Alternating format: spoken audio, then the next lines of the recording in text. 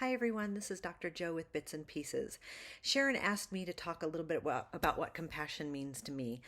Besides the literal meaning of the word compassion, calm with passion actually means suffering. Compassion, of course, means meeting people where they are for me and bringing a kind of tenderness where you're relating to them in such a way that we don't create a distance between self and other, and we actually join them in their wellspring of pain, whatever that pain happens to be, or whatever their suffering in that moment happens to be. But for me, compassion also means something else. It's also about extending compassion to the self. So it's compassion for others, but also we owe ourselves some degree of compassion as well, and tenderness and love and kindness. And so sometimes compassion looks tender and kind and loving, and sometimes compassion is fierce. When you set a hard boundary with someone because they're hurting you, you're showing compassion to yourself.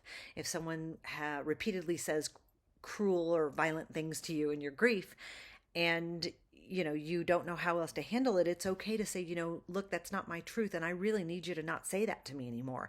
And that's compassionate for yourself. But also there's compassion for the other person in that mix too, because that person has apparently been getting away with bad behavior for a very long time, and no one has said to that person, no, this is not okay. You can't do this to people anymore, or to animals anymore, or whatever, in whatever circumstance. You can't treat another like this anymore because it's naughty behavior. And setting a firm boundary like that can be compassionate for another person, because it teaches them that though they've been getting away with really naughty behavior for a long time, you're not going to put up with it, and it might actually cause them to reflect on their own stuff, which would be helpful for someone like that who repeatedly crosses a line, who repeatedly crosses a boundary.